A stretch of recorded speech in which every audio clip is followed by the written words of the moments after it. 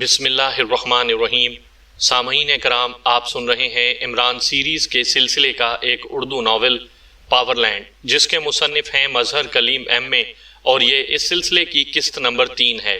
مجھے امید ہے آپ کو میری یہ کاوش پسند آ رہی ہوگی۔ آپ نے اگر ابھی تک میرا چینل کہانی گھر سبسکرائب نہیں کیا تو ابھی میرے چینل کو سبسکرائب کر کے بیل نوٹیفیکیشن آن کر لیجئے تاکہ آنے والی ہر نئی کہانی کی اطلاع بر وقت آپ تک پہنچ سکے۔ جیسے ہی عمران نے قدموں کو آہستہ کیا، اسے اندر ٹیلی فون کے نمبر تیزی سے گھومنے کی آوازیں سنائی دیں اور اس کے چہرے پر مسکراہٹ رینگنے لگی۔ راہداری سنسان پڑی ہوئی تھی، اس لیے وہ اطمینان سے کھڑا تھا۔ ہیلو، ٹارگٹ کلر بول رہا ہوں، جان فیلر سے بات کرواؤ جلدی، اٹ از ایمرجنسی۔ ڈونی مارش کی تیز آواز سنائی دی اور جان فیلر کا نام سن کر عمران نے اطمینان سے سر ہلا دیا، کیونکہ جان فیلر کو وہ اچھی طرح جانتا تھا۔ وہ واقعی اسی لائن کا آدمی تھا۔ ہیلو جان فیلر، میں ڈونی بول رہا ہوں۔ ابھی علی عمران میرے پاس آیا تھا، اسے پاور لینڈ کے مشن کے متعلق سب کچھ معلوم ہو گیا ہے۔ اس نے ہوٹل شالیمار اور کیمر فلاک کے بارے میں تفصیل سے بات کی ہے۔ وہ مجھ سے پوچھنا چاہتا تھا کہ میں کس کے لیے کام کر رہا تھا۔ میرے انکار پر وہ مجھے الٹیمیٹم دے گیا ہے۔ یہ شخص انتہائی خطرناک ہے، اب کیا کرنا ہوگا؟ ڈونی مارش نے تیز لہجے میں کہا۔ ٹھیک ہے جناب، بہرحال جتنا جلد ہو سکے اس کا خاتمہ کر دیں، ورنہ اس نے مجھے کم از کم چین سے نہیں بیٹھنے دینا۔ چند لمحوں کی خاموشی کے بعد ڈونی مارش کی آواز سنائی دی۔ اس نے شاید دوسری طرف سے بات سننے کے بعد جواب دیا تھا۔ اوکے، میں ایک ہفتے کے لیے زیر زمین چلا جاتا ہوں۔ ٹھیک ہے، شکریہ۔ ڈونی مارش کے لہجے میں اس بار اطمینان تھا، اور اس کے ساتھ ہی رسیور رکھنے کی آواز سنائی دی اور عمران سر ہلاتا ہوا دبے قدموں آگے بڑھتا چلا گیا۔ اب وہ اصل گرگے تک پہنچ چکا تھا، اس لیے اسے ڈونی مارش کو چھیڑنے کی ضرورت نہیں تھی۔ تھوڑی دیر بعد اس کی کار تیز رفتاری سے جان فیلر کے خفیہ جوئے خانے کی طرف بڑھتی چلی جا رہی تھی۔ جان فیلر زیر زمین دنیا میں خاصا نامور تھا۔ ایک کیس میں عمران کا اس سے ٹکراؤ ہو چکا تھا، لیکن اس کیس میں چونکہ وہ براہ راست ملوث نہ تھا، اس لیے عمران اسے جان بوجھ کر طرح دے گیا تھا، لیکن اب تو ظاہر ہے اس سے تصادم ناگزیر تھا۔ عمران کی کار خاصی تیز رفتاری سے چلتی ہوئی تھوڑی دیر بعد جان فیلر کے اڈے کے قریب پہنچ گئی۔ عمران نے کار ایک سائیڈ پر روکی اور پھر اس نے کار کی سیٹ کے نیچے بنے ہوئے باکس کو کھولا اور اس میں سے ایک چھوٹا سا ایمرجنسی میک اپ باکس نکال لیا۔ دوسرے لمحے اس کے ہاتھ تیزی سے چہرے پر اور سر پر مختلف قسم کی کریمیں ملنے میں مصروف ہو گئے۔ باکس سے مختلف زخموں کے مصنوعی ٹیپ نکال کر اس نے چہرے پر مختلف جگہوں پر چپکائے اور بالوں کو مختلف انداز میں سیٹ کرنے کے بعد وہ پوری طرح مطمئن ہو گیا، ورنہ صرف اس کے چہرے کا رنگ بدل چکا تھا بلکہ خد و خال بھی مختلف ہو گئے تھے، اور پھر زخموں کے مندمل نشانات نے اسے خاصا شفاف بنا دیا تھا۔ بالوں کا رنگ بدل چکا تھا بلکہ سٹائل بھی بدل چکا تھا۔ اب اسے دیکھ کر کوئی آسانی سے نہ پہچان سکتا تھا۔ عمران نے میک اپ سے فارغ ہو کر سیٹ والے باکس سے ایک چھوٹا سا پستول نکال کر جیب میں ڈالا اور پھر کار سے نیچے اتر کر وہ تیز تیز قدم اٹھاتا اڈے کی طرف بڑھتا چلا گیا۔ اڈے کا دروازہ بند تھا۔ عمران نے مخصوص انداز میں 3 بار دستک دی۔ دوسرے لمحے ایک چھوٹا سا روزن کھلا اور کسی کی سرخ آنکھوں نے باہر جھانکا۔ ٹیڈی بوائے سے کہو کہ ہمیں بھی کبھی یاد کر لیا کرے۔ عمران نے مسکراتے ہوئے اس اڈے کا مخصوص کوڈ دہرا دیا۔ مگر تم نئے ہو، کہاں سے آئے ہو؟ اندر سے سخت لہجے میں پوچھا گیا۔ دولت آباد سے۔ نیا نہیں، پرانا ہوں، عمران نے جواب دیتے ہوئے کہا۔ دوسرے لمحے دروازہ کھلتا چلا گیا۔ دروازے کے ساتھ ایک آدمی ہاتھ میں مشین گن لیے کھڑا تھا۔ اندر چلے جاؤ، لیکن یہاں رقم موٹی چلتی ہے، اس آدمی نے کرخت لہجے میں کہا۔ 10-12 لاکھ سے کام چل جائے گا نا؟ اتنا تو موجود ہے، اور کہو تو وہ بھی آ سکتا ہے، عمران نے اس کے قریب سے گزرتے ہوئے کہا، اور اس آدمی نے حیرت بھرے انداز میں اثبات میں سر ہلا دیا۔ عمران دروازے سے گزر کر تیزی سے راہداری کراس کرتا چلا گیا۔ راہداری کے آخر میں دروازہ موجود تھا، لیکن وہ بند نہ تھا۔ عمران جب دروازے کو دھکیلتا ہوا اندر داخل ہوا تو اندر میزیں جوا کھیلنے والوں سے پر تھیں۔ واقعی بڑی بڑی رقمیں داؤ پر لگی ہوئی تھیں۔ حال نما کمرے کے چاروں طرف 10 کے قریب غنڈے ہاتھوں میں مشین گنیں سنبھالے دیواروں کے ساتھ لگے کھڑے تھے۔ ان کی نظریں کھیلنے والوں پر جمی ہوئی تھیں۔ ایک کونے میں ہارڈ بورڈ کا دروازہ تھا جس میں اندھا شیشہ لگا ہوا تھا۔ یہ جان فیلر کا مخصوص دفتر تھا۔ اس دروازے کے باہر 2 مشین گن بردار موجود تھے۔ عمران تیز تیز قدم اٹھاتا دروازے کی طرف بڑھتا چلا گیا۔ عمران کو اپنی طرف آتا دیکھ کر دروازے کے باہر موجود دونوں دربان چوکنے ہو گئے۔ پھر جیسے ہی عمران ان کے قریب پہنچا، ان میں سے ایک نے ہاتھ اٹھا کر اسے روکتے ہوئے بڑے کرخت لہجے میں کہا، رک جاؤ، ادھر آنا منع ہے، ادھر جا کر جوا کھیلو۔ کیوں؟ ادھر کوئی پردہ دار خاتون بیٹھی ہوئی ہے؟ عمران نے مذاق اڑانے والے لہجے میں جواب دیتے ہوئے کہا۔ او، واپس جاؤ، کیوں اپنی موت کو آواز دے رہے ہو؟ بولنے والے نے اس بار دانت بھینچتے ہوئے جواب دیا، مگر دوسرے لمحے چٹاخ کی زوردار آواز سنائی دی اور بولنے والا عمران کا زوردار تھپڑ کھا کر تقریباً اڑتا ہوا سائیڈ کی میز پر جا گرا۔ اسی لمحے عمران کی لات حرکت میں آئی اور اس کا دوسرا ساتھی بھی چیختا ہوا دوسری میز پر جا گرا اور پورے حال میں ایک شور سا مچ گیا۔ مگر عمران وار کرتے ہی بجلی کسی تیزی سے دروازے کو دھکیلتے ہوئے اندر چلا گیا۔ اندر ایک بڑی سی میز کے پیچھے جان فیلر بیٹھا حیرت سے عمران کو دیکھ رہا تھا۔ وہ خاصے سڈول جسم اور لمبے قد کا آدمی تھا۔ چہرے پر صفاکی کے تمام آثار موجود تھے۔ عمران نے بڑے اطمینان سے اندر داخل ہوتے ہی چٹخنی لگا دی۔ اسی لمحے دروازے پر باہر سے زور پڑا، لیکن چٹخنی کی وجہ سے دروازہ نہ کھل سکا۔ کون ہو تم؟ اور باہر چیخنے اور شور مچانے کی آوازیں کیسی ہیں؟ جان فیلر نے حیرت سے پر لیکن کرخت لہجے میں کہا، تمہارے بچے شور مچا رہے ہیں۔ دولت آباد کے کوبرے کو روکنا ان کے بس کی بات نہیں ہے۔ عمران نے مسکراتے ہوئے جواب دیا، او تو تم کوبرا ہو، دولت آباد کے؟ جان فیلر کوبرا کا نام سنتے ہی اچھل کر کھڑا ہو گیا۔ اگر تمہیں شک ہو تو یقین دلا دوں، عمران نے مضحکہ اڑانے والے انداز میں کہا۔ اب باہر شور کچھ زیادہ ہی ہو گیا تھا۔ دروازے کو بھی بار بار زور زور سے دھکیلا جا رہا تھا۔ دفع ہو جاؤ، میں خود نپٹ لوں گا، جان فیلر نے زور سے چیختے ہوئے کہا، اور اس کے ساتھ ہی باہر موجود شور یک لخت تھم گیا۔ گڈ، آدمی میں اتنی خود اعتمادی ہونی چاہیے، عمران نے بڑے پرسکون لہجے میں کہا اور بڑے اطمینان سے ساتھ رکھی کرسی پر بیٹھ گیا۔ جان فیلر چند لمحے بغور عمران کو دیکھتا رہا، جیسے اسے نظروں ہی نظروں میں تول رہا ہو۔ تم نے حرکت تو کوبرے والی ہی کی ہے، ورنہ جان فیلر کے اڈے میں اس طرح گھس آنے کی ہمت بڑے بڑے نہیں کرتے، جان فیلر نے سپاٹ لہجے میں کہا اور اپنی کرسی پر بیٹھ گیا۔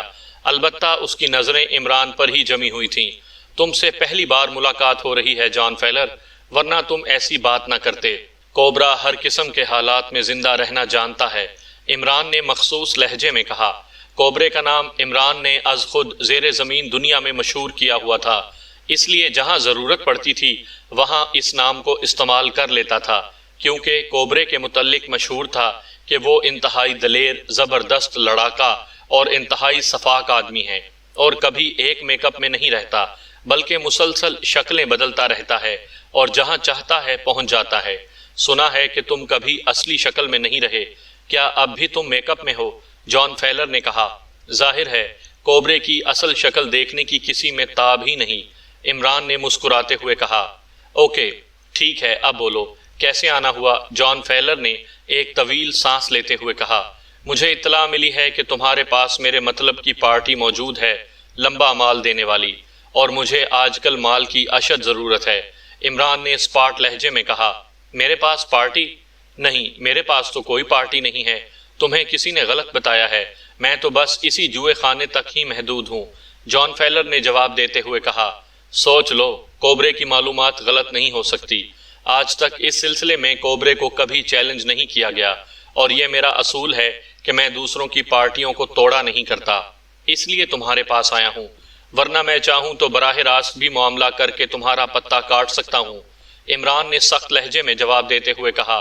دیکھو کوبرے، میری تمہارے ساتھ براہ راست کوئی دشمنی نہیں ہے، اس لیے میں مسلسل تمہیں برداشت کر رہا ہوں، ورنہ جان فیلر کے سامنے اونچی آواز سے بات کرنے والے دوسرا سانس نہیں لیا کرتے، اس لیے تمہاری بہتری اسی میں ہے کہ اٹھ کر یہاں سے چلے جاؤ اور اپنی جان بچ جانے پر شکرانے کے نوافل ادا کرو، جان فیلر نے یکلخت انتہائی سخت لہجے میں کہا، زیادہ بولنے کی ضرورت نہیں ہے، سیدھی بات کرو ورنہ میں کر لوں خود بات، تمہیں کوئی اعتراض تو نہ ہوگا۔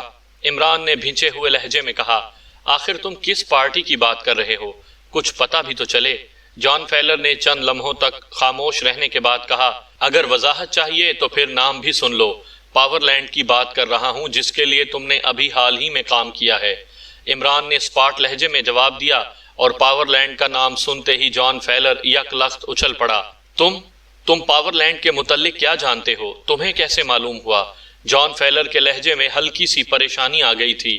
اس بات کو چھوڑو، میں نے تمہیں بتایا تھا کہ کوبرے کی معلومات کو کبھی کسی نے چیلنج نہیں کیا، بلکہ کسی کو کبھی جرت ہی نہیں ہوئی۔ یہ درست ہے کہ میں دارالحکومت سے دور دولت آباد میں رہتا ہوں، مگر مجھے پورے ملک میں ہونے والی اپنے لائن کے واقعات کا رتی رتی کا علم رہتا ہے۔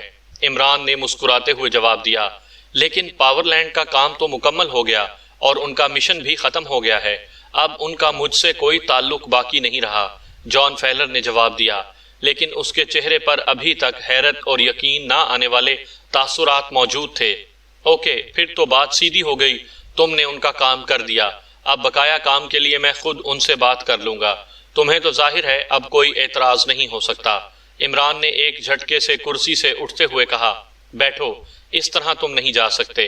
اچانک جان فیلر نے انتہائی روبدار لہجے میں کہا اور اس کے ساتھ ہی اس کے ہاتھ میں ایک ریوالور چمکنے لگا۔ او، تم کوبرے کو ریوالور دکھا رہے ہو؟ شاید پاگل پن اسی کیفیت کا دوسرا نام ہے۔ عمران نے انتہائی تلخ لہجے میں کہا، سنو، زیادہ چلاکی نہ دکھاؤ، یہ میرا اڈا ہے، یہاں سے تمہاری روح بھی میری مرضی کے بغیر نہیں جا سکتی، اس لیے خاموشی سے بیٹھ جاؤ اور میری بات سنو۔ جان فیلر کا لہجہ اور بھی زیادہ سخت ہوتا چلا گیا تھا، اور پھر اس سے پہلے کہ عمران کوئی جواب دیتا، اچانک شمالی دیوار سرر کی تیز آواز سے ایک طرف ہٹتی چلی گئی اور دوسرے لمحے 4 مشین گنوں کی نالیں دیوار میں سے جھانکنے لگیں۔ یہ نالیں مسلسل دائیں بائیں ایک میکینزم کے انداز میں حرکت کر رہی تھیں۔ عمران نے بڑے مطمئن انداز میں ان نالوں کی طرف دیکھا اور پھر دوبارہ کرسی پر یوں بیٹھ گیا جیسے اسے ان لوگوں کی ذرہ برابر بھی پرواہ نہ ہو۔ جان فیلر، تم نے اپنی موت کو آواز تو دے ہی لی ہے، بہرحال میں پہلے تمہاری بات سننا چاہتا ہوں۔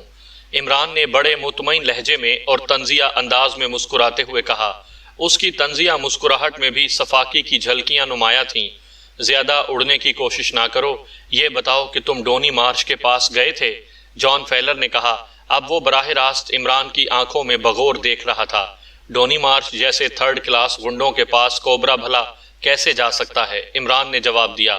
پھر تمہیں پاور لینڈ کے بارے میں کیسے معلوم ہوا؟ مجھے وہ ذریعہ بتاؤ۔ جان فیلر نے اٹھ کر کھڑے ہوتے ہوئے کہا۔ اب اس کے چہرے پر ایسی سنجیدگی تھی جیسے وہ عمران سے ہر قیمت پر اصل بات اگلوانے کا تہیہ کر چکا ہو۔ میں نے تمہیں پہلے کہا ہے کہ کوبرا ہر بات جانتا ہے اور بس تمہارے لیے اتنا جاننا ہی کافی ہے۔ عمران بھی اٹھ کر کھڑا ہو گیا اور دوسرے لمحے وہ انتہائی تیزی سے جھک گیا اور جان فیلر کا گھومتا ہوا ہاتھ اس کے سر پر سے گزر گیا، مگر جان فیلر کو ہاتھ چلانے کے بعد سنبھلنے کا موقع ہی نہ ملا۔ عمران جھکتے ہی تیزی سے سیدھا ہوا اور پھر بجلی کی سی تیزی سے اس نے اپنی جگہ سے چھلانگ لگائی اور پلک جھپکنے میں وہ جان فیلر کو اپنے سینے سے لگائے پچھلی دیوار کے ساتھ سمٹتا چلا گیا۔ اس کا ایک ہاتھ جان فیلر کی گردن کے گرد تھا، جبکہ دوسرے ہاتھ میں جان فیلر کے ہاتھ میں پکڑا ہوا ریوالور پہنچ چکا تھا۔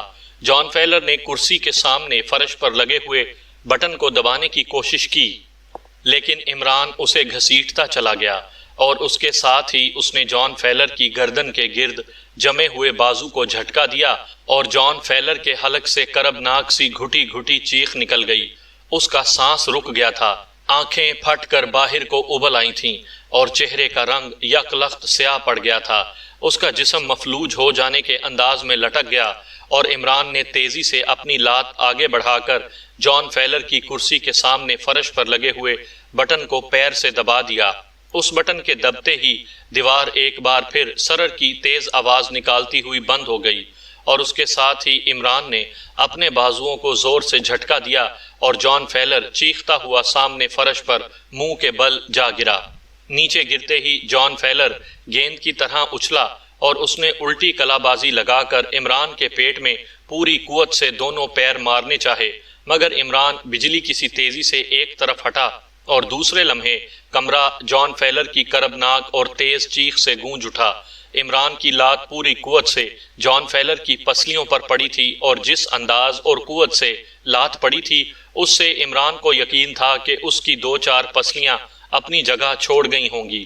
عمران کی ضرب کھاتے ہی جان فیلر نے پٹخنی کھائی اور اس کے ہاتھ میں کرسی کا پایا آ گیا۔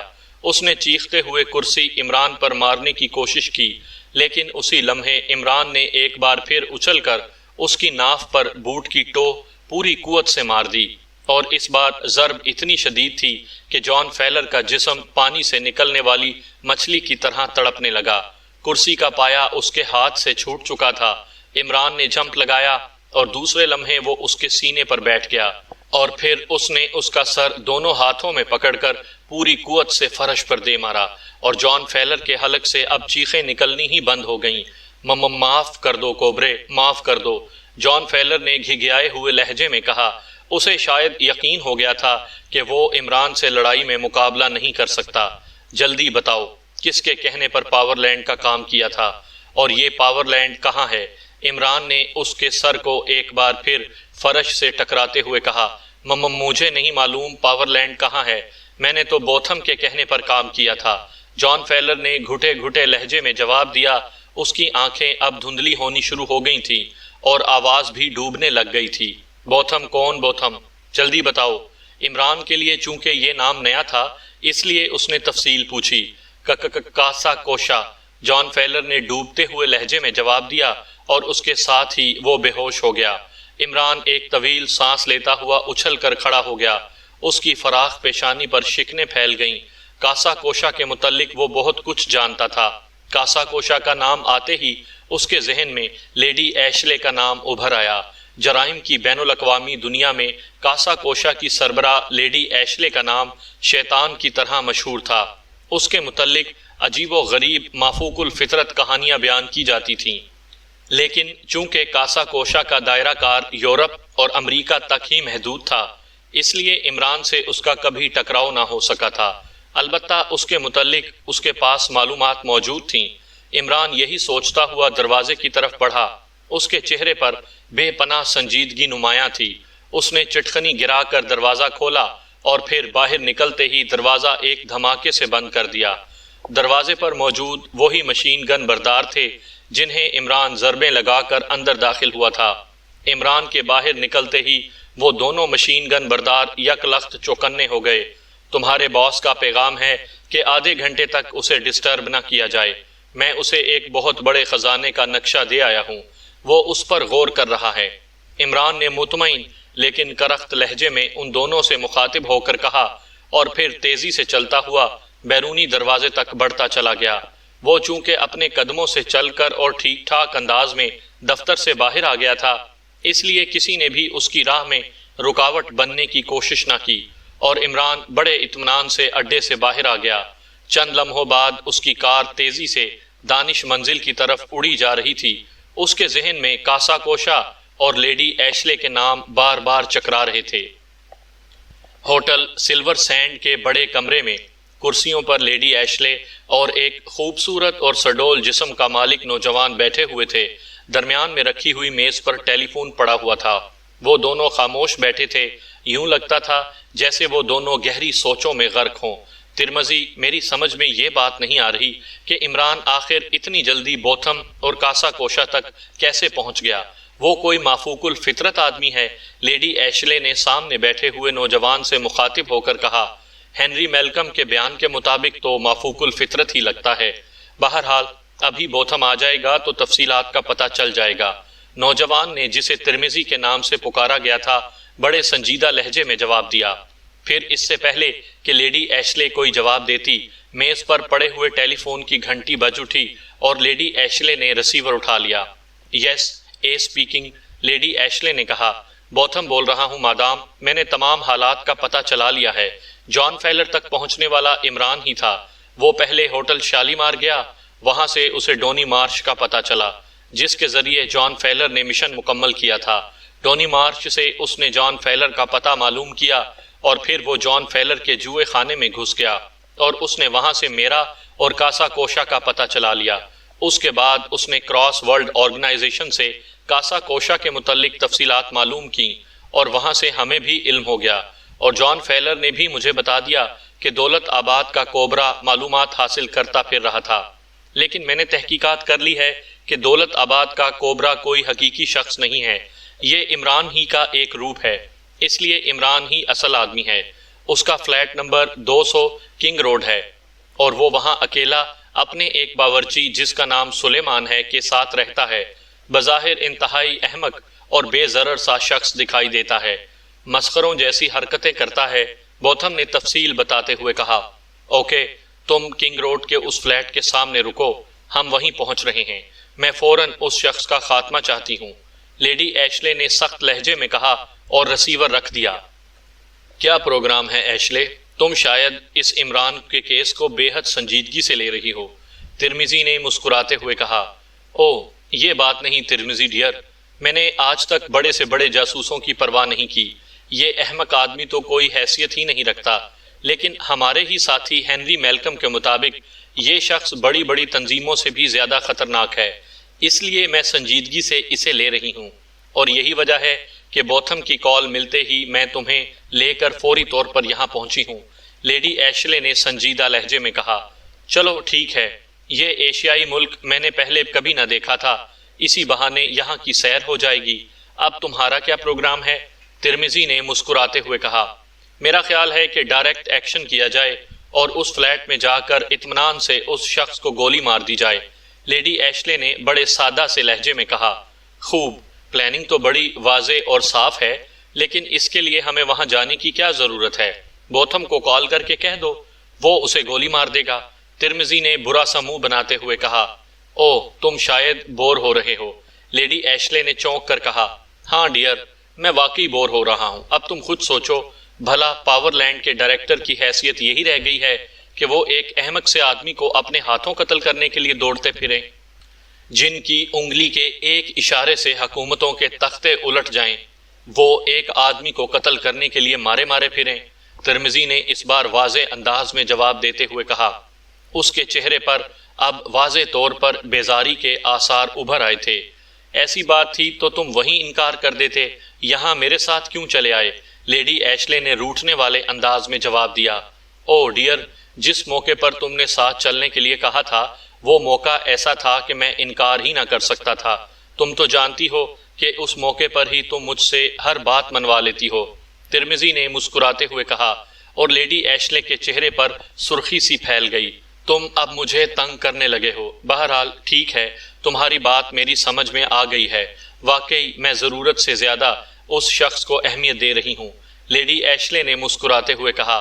تھینک یو ڈیئر، اب تم اپنے اصل روپ میں آئی ہو، بوتھم کو کہہ دو کہ وہ اس عمران سے نپٹ لے اور ہم یہاں سیر کرتے رہیں، گھومتے پھرتے ہیں، مجھے یہ ملک اچھا محسوس ہو رہا ہے، ترمزی نے مسکراتے ہوئے کہا، اور لیڈی ایشلے مسکراتے ہوئے اٹھی اور اس نے الماری کھول کر ایک بڑا سا بریف کیس باہر نکالا، بریف کیس کو اس نے میز پر رکھا اور پھر بریف کیس کے ایک کونے پر لگے ہوئے چمڑے پر اس نے اپنی انگلی رکھی اور دوسرے ہاتھ کی انگلی دوسرے کونے پر رکھ کر اس نے دونوں انگلیوں کو مخالف سمتوں میں گھما دیا۔ انگلیوں کے گھومتے ہی پہلے کونے میں سے ایک چھوٹی سی راڈ ایریل کی طرح باہر نکل آئی۔ لیڈی ایشلے نے راڈ کو اور زیادہ کھینچا اور پھر اس کی جڑ کو دونوں انگلیوں سے پکڑ کر پیچ کی طرح گھمایا۔ دوسرے لمحے راڈ کھل کر اس کے ہاتھ میں آ گئی۔ اس نے الٹا کر کے اسے دوبارہ فٹ کیا تو اس راڈ سے ہلکی ہلکی زوں زوں کی آوازیں نکلنے لگیں۔ یس بوتھم سپیکنگ اوور۔ چند لمحوں بعد بوتھم کی آواز راڈ کے سرے سے یوں برآمد ہوئی جیسے ریڈیو سے نکل رہی ہو۔ اے بول رہی ہوں، اس آدمی سے خود تم نپٹ لو، اسے فلیٹ کر دو اور پھر مجھے رپورٹ دو، لیڈی ایشلے نے کہا۔ یس میڈم، حکم کی تعمیل ہوگی، اوور۔ دوسری طرف سے بوتھم کی آواز سنائی دی اور لیڈی ایشلے نے ایک بار پھر راڈ کھولا، اسے الٹا کر فٹ کیا اور پھر اسے واپس بریف کیس کے کونے میں دھکیل دیا۔ اس کے بعد اس نے بریف کیس اٹھا کر دوبارہ الماری میں رکھ دیا۔ لو، اب تو خوش ہو، اب بولو کیا پروگرام ہے؟ لیڈی ایشلے نے مسکراتے ہوئے ترمزی سے پوچھا۔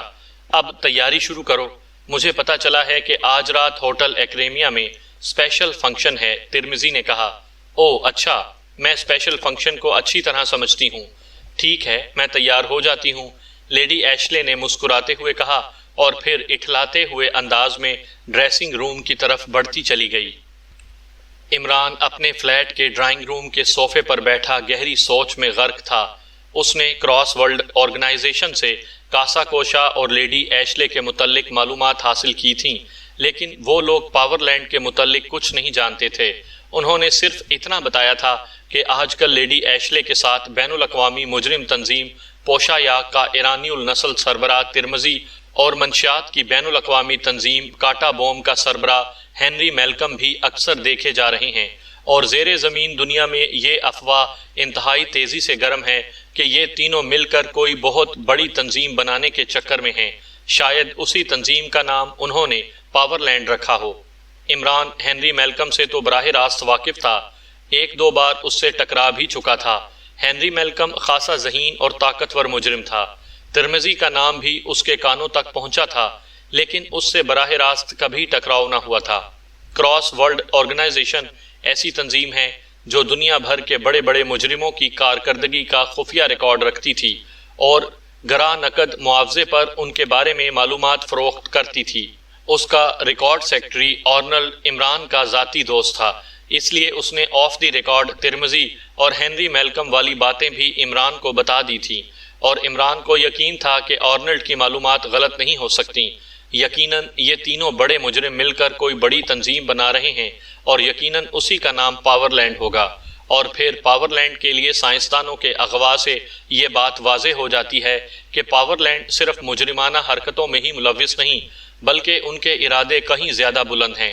وہ یقیناً خوفناک ہتھیاروں کی تیاری میں ملوث ہیں، ورنہ انہیں اس طرح سائنسدانوں کے اغوا کی ضرورت نہ تھی، کیونکہ سائنسدانوں کو اغوا کر کے وہ کسی سے ان کا سودا نہ کر سکتے تھے۔ اس طرح ان سائنسدانوں کو اغوا کرنے والا ملک پوری دنیا میں بدنام ہو جاتا۔ چنانچہ عمران کو یہ سلسلہ سوچ سے بھی زیادہ پھیلا ہوا محسوس ہو رہا تھا، اس لیے آرنلڈ سے اس بارے میں بھی پوچھا تھا کہ ان کے ہیڈ کوارٹر کا اتا پتہ معلوم ہو جائے، لیکن اس بارے میں آرنلڈ واقعی لا علم تھا۔ اس نے تو پاور لینڈ کا نام بھی پہلی بار عمران کے منہ سے ہی سنا تھا۔ اب عمران صوفے پر بیٹھا یہی سوچ رہا تھا کہ کسی طرح بوتھم کو ٹریس کرے، اسی سے آگے کلو مل سکتا ہے، لیکن بوتھم کو کہاں ٹریس کیا جائے؟ آرنلڈ بھی بوتھم کے بارے میں کچھ بتانے سے معذور تھا۔ عمران بیٹھا اسی ادھیڑ بن میں گم تھا کہ اچانک کال بیل بجنے کی آواز سنائی دی اور عمران چونک کر اٹھ کھڑا ہوا۔ سلیمان اس وقت فلیٹ میں موجود نہیں تھا، وہ مارکیٹ گیا ہوا تھا، اس لیے عمران یہی سمجھا کہ وہی واپس آیا ہوگا۔ چنانچہ وہ اطمینان سے چلتا ہوا دروازے کی طرف بڑھتا چلا گیا اور پھر اس نے چٹخنی گرا کر دروازہ کھول دیا، مگر دروازے کھولتے ہی عمران چونک پڑا، کیونکہ دروازے پر ایک غیر ملکی کھڑا تھا۔ اس غیر ملکی کا ایک ہاتھ جیب میں تھا اور اس کے چہرے پر گہری سنجیدگی کے آثار نمایاں تھے۔ آپ کا نام علی عمران ہے؟ غیر ملکی نے اسپاٹ لہجے میں کہا۔ آپ کا؟ یہ کیسے ہو سکتا ہے؟ آپ تو غیر ملکی ہیں، پھر غیر ملکیوں کا نام مقامی کیسے ہو سکتا ہے؟ عمران نے حیرت بھرے انداز میں ناک سکیڑتے ہوئے کہا، میں یہاں مذاق کرنے نہیں آیا، مجھے عمران صاحب کو ایک ضروری پیغام دینا ہے۔ غیر ملکی نے سخت لہجے میں کہا، آئیے اندر تشریف لائیے۔ دروازے پر کھڑے ہو کر پیغام دینا شریفوں کا شیوا نہیں ہے، عمران نے ایک طرف ہٹتے ہوئے کہا، اور غیر ملکی ایک لمحے کے لیے ہچکچایا اور دوسرے لمحے وہ کندھے جھٹکتا ہوا آگے بڑھا اور پھر عمران اسے لیے ہوئے ڈرائنگ روم میں پہنچ گیا۔ ہاں، اب اطمینان سے تشریف رکھیے، اپنا تعارف تفصیل سے کرائیے اور ضروری پیغام گفٹ پیپر میں لپیٹ کر دیجئے۔ مجھے دراصل گفٹ پیپر بے حد پسند ہے، کیونکہ اس میں بند مال ہمیشہ گفٹ ہوتا ہے اور اس کا بل ادا نہیں کرنا پڑتا۔ عمران نے لہجے کو زبردستی سنجیدہ بناتے ہوئے کہا، تو تمہارا نام ہی علی عمران ہے، کیونکہ مجھے بتا دیا گیا ہے کہ علی عمران مسخروں جیسی باتیں کرنے کا عادی ہے۔ غیر ملکی نے صوفے پر بیٹھنے کے بجائے اسی طرح کھڑے کھڑے پوچھا۔ اس کا ایک ہاتھ ابھی تک کوٹ کی جیب میں تھا اور عمران کی تیز نظروں سے کوٹ کا مخصوص ابھار بھلا کیسے چھپ سکتا تھا؟ جناب، خادم ہی کو علی عمران MSc DSc آکسن کہتے ہیں۔ عمران نے جاپانیوں کے سے انداز میں ایک ہاتھ سینے پر رکھا اور سر کو نیچے جھکاتے ہوئے جواب دیا۔ اوکے پھر گڈ بائے، غیر ملکی نے تیز لہجے میں کہا، اور دوسرے لمحے ایک زوردار دھماکہ ہوا اور دھماکے کے ساتھ ہی عمران کے حلق سے ایک تیز چیخ نکلی اور وہ کسی لٹو کی طرح گھومتا ہوا فرش پر ڈھیر ہو گیا۔